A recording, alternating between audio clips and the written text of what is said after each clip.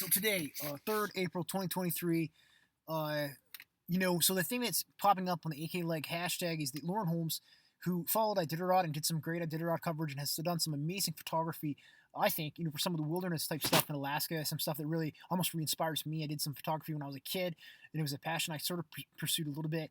So just on the photography, on the artistic angle, someone who I respect and I've seen some of his work. So nothing against Loren, and my condolences go out to him with regard to whatever happened. But the thing that is being shared is that he was quote unquote attacked when he was on a project assignment there in Anchorage to cover some vandalism of some local municipality election signage.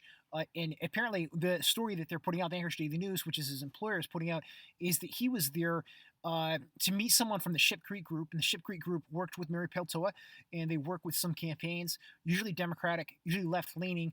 And the Anchorage Daily News article is sort of alleging that the left-leaning signs are getting vandalized more than the conservative signs. So, for whatever reason, I'm seeing some holes and some fishiness with Loren's story and with the Anchorage Daily News story, because if you're going to go photograph a crime scene or somewhere where there's vandalism, or if you're going to go photograph some grizzly bears in the wild, you don't go straight to that location. You give it some distance, you give it some space. That's a situational awareness for your own safety as a photographer. So I'm worried that element wasn't there on Loren's end in terms of where he was going, and why was he not more situationally aware? But their story is that he was supposed to meet someone from an employee from the Ship Creek Group.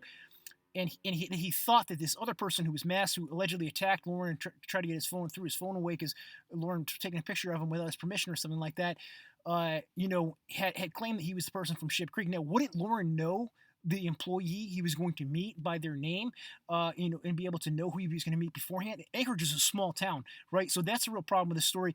And wouldn't you just set up a rendezvous location a little bit away? Like, here, we're going to meet at this parking lot a little bit away from that spot. This is the car I'm driving. This is the car you're driving. Just like a Facebook Marketplace meetup or a Craigslist Marketplace meetup, so that who you're meeting. So why did that not happen? That doesn't make sense with Loren's